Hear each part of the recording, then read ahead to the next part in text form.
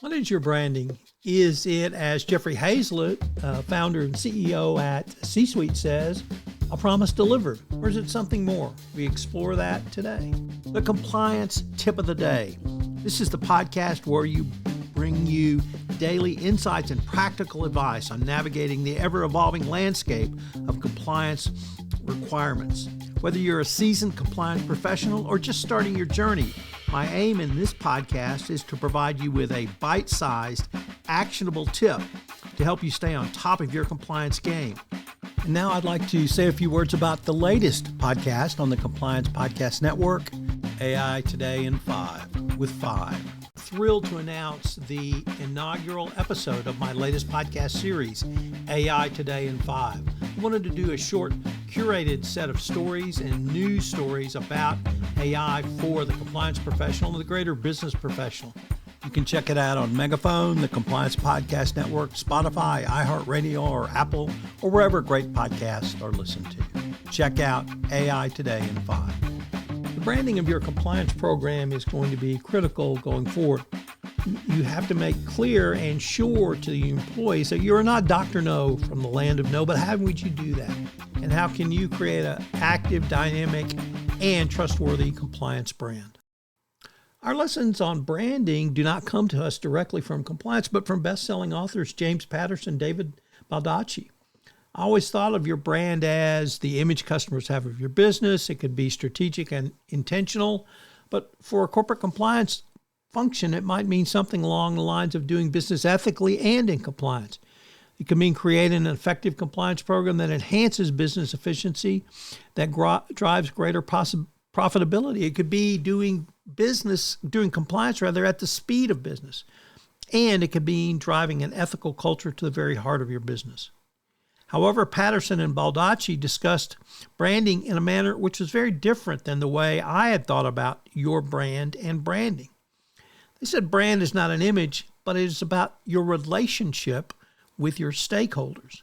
Now think about that for a minute. First of all, who are your stakeholders? Well, obviously, your customer base. And who's your customer base for the corporate compliance program? It is your employees. But it's a wide variety of other stakeholders. It's shareholders. It's the board of directors.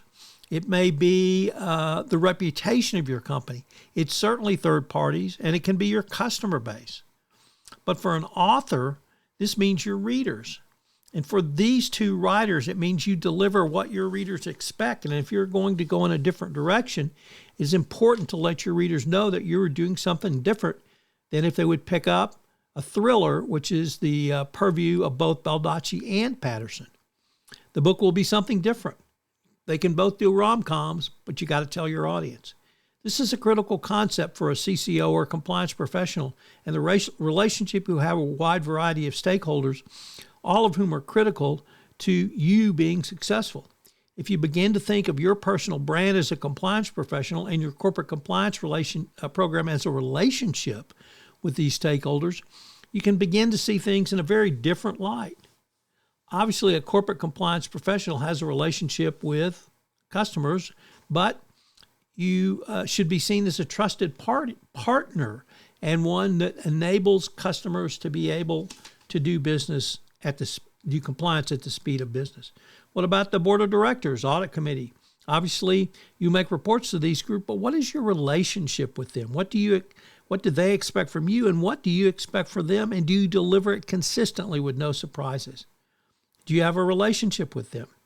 What about the other senior management functions at your company? Finance, HR, internal controls, legal, data security, CISO, CTO, etc. As a compliance professional, what's your relationship to the international compliance community? Are you giving of your time and your talents to have a relationship?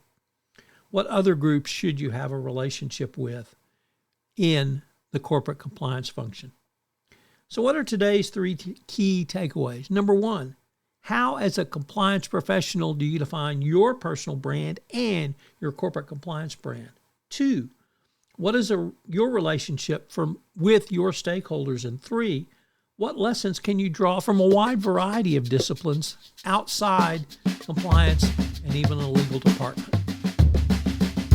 And I'm happy to do for you the compliance profession is if you have a question or a series of questions you would like some compliance tips on, I'm happy to take any requests that you might want, certainly anonymize them and give you a quick tip, either one quick tip or maybe a week's worth of quick tips. So if you have any tips you want about your compliance program, you can shoot me an email at tfox@tfoxlaw.com.